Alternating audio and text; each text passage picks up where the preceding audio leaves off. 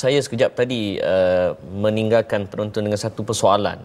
Kita tak nafikan tidak ada khilaf di kalangan masyarakat kita di Malaysia. Kalau berlaku masalah, kita kembali pada Allah dan Rasul.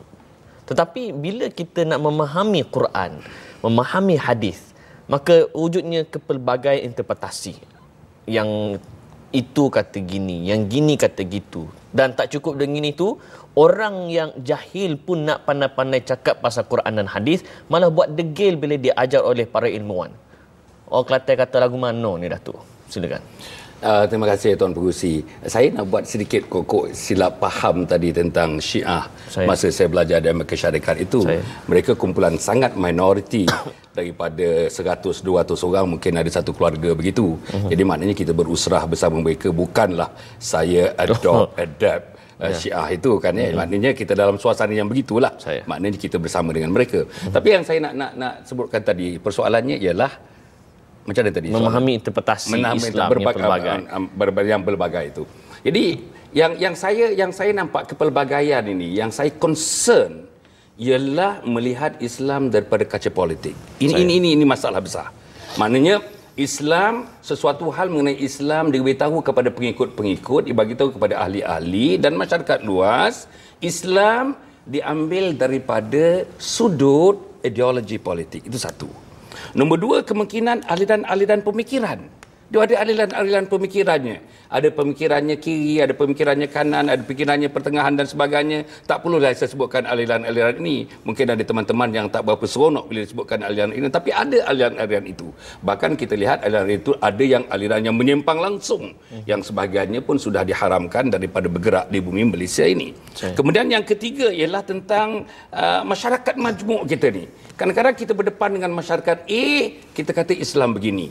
Berdepan dengan masyarakat B, Islam begini. Berdepan dengan masyarakat C, Islam tafsirannya mengenai ini kalimah Allah misalnya adalah begini. Jadi ini saya rasa benda-benda yang berlaku bila perbezaan interpretasi yang dibuat berdasarkan kepada sudut perspektif politik. Kemudian yang berikutnya ialah tentang kejahilan. A pure ignorance kan. Ini pun satu benda. Saya tidak mengatakan masyarakat Malaysia, masyarakat Melayu ini ignorant, jahil tentang agama. Tidak. Saya hormati ayah saya, hormati keluarga saya, hormati masyarakat saya tentang aliran agama mereka, pegangan agama mereka, amalan agama mereka. Tetapi saya nak menyebutkan kejahilan dari segi memandang Islam tadi. Islam tidak lebih daripada lingkaran ibadah khusus. Islam bukan dipandang dari segi a way of life sebagaimana pengurusi menyebutkan di awal-awal tadi. Yang akhirnya ketiga ialah tentang ketaksuban ni. Ini pun masalah besar.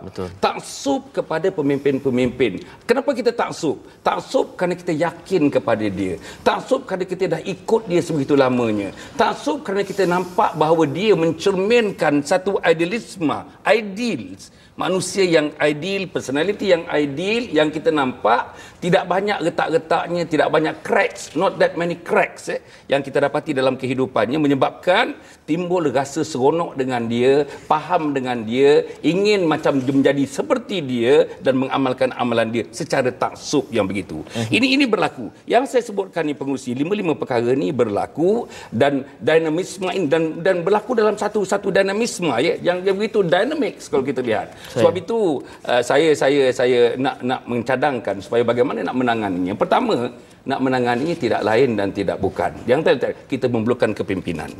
Kepimpinan mesti jelas ada satu. Itu sebab kepimpinan yang berbentuk khalifah. Yang pimpinan yang bentuk khilafah. Kan maknanya dia mengatakan okey beginilah. Lebih kurang begitulah. Tetapi variasi-variasi memang ada. Itu tidak dapat dinafikan. Mazhab ini begini variasi dia, mazhab ini begini variasinya. Tetapi pada hal yang usulnya, yang pokoknya saya rasa tidak lagi. Tetapi apa yang ada sekarang ni kadang-kadang yang pokoknya pun ambil misalnya kalimah Allah.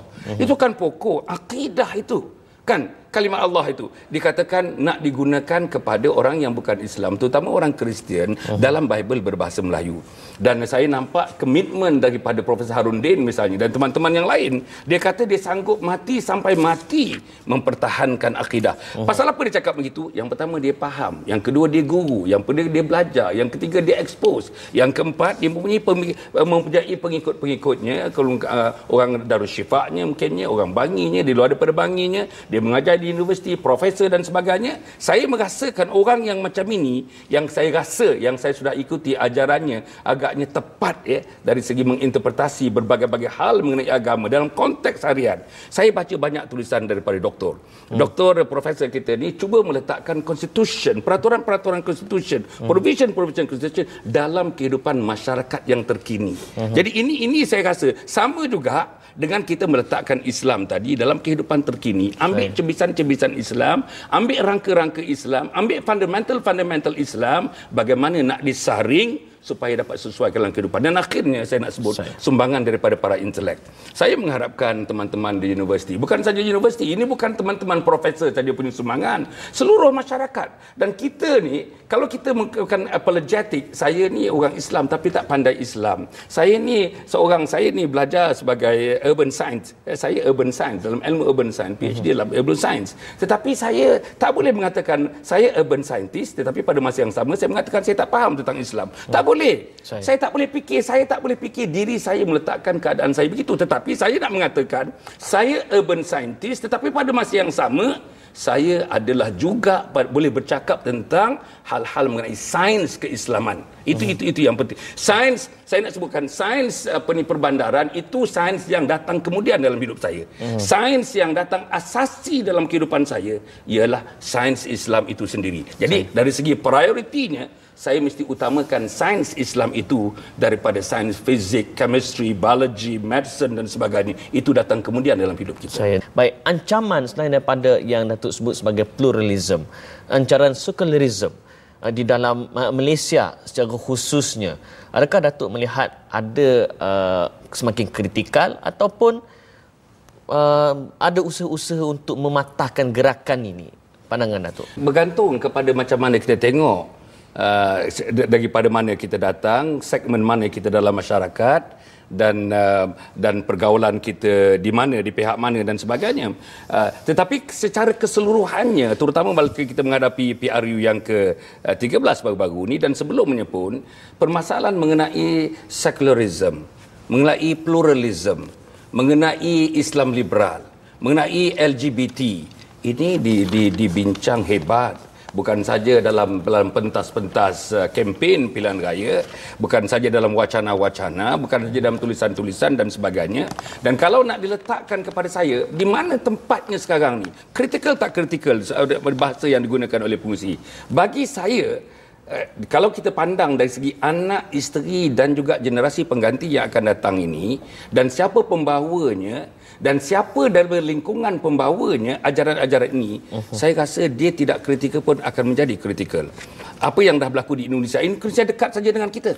Kalau kita terbang daripada Kuala Lumpur pergi Medan misalnya, hanya sekitar dalam 60 minit begitu, 1 jam begitu saja kan ya. Tapi kita dapati bahawa ajaran Islam liberal, pluralism dan sebagainya, LGBT pun subur di Indonesia. Dan Indonesia dekat dengan kita. Dan ajaran-ajaran ini kalau kita lihat, kalau kita baca banyak literature mengenai perkara-perkara yang saya sebutkan tadi, di Indonesia profesor-profesor universiti memang menjadi pendepan-pendepan, pemuka-pemuka penting kepada ajaran-ajaran ini. Kalau orang ini menjadi pemuka-pemuka penting, sudah tentulah mudah baginya kalau di universiti, pelajar-pelajar universiti. Kalau dalam masyarakat bandar, orang-orang yang berinteraksi di bandar dengan mereka dan sebagainya. Maka sebab itu saya merasakan yang kedua bagaimana kita nak menanganinya masalah ini. Bagi saya tidak lain dan tidak bukan, kita ada peraturan. Di negeri pun ada peraturan. Apa yang saya cuba buat masa saya menjadi exco Kerajaan Negeri Selangor dulu, saya cuba dari segi akidahnya kalau kita ingat peristiwa di UMC dan sebagainya, saya cuba. Tetapi tentangannya begitu hebat. Tentangan dalaman sendiri. Parti bersama dengan saya sendiri. Parti yang bersama dalam lingkungan saya, yang dalam gagasan saya pun menentangnya.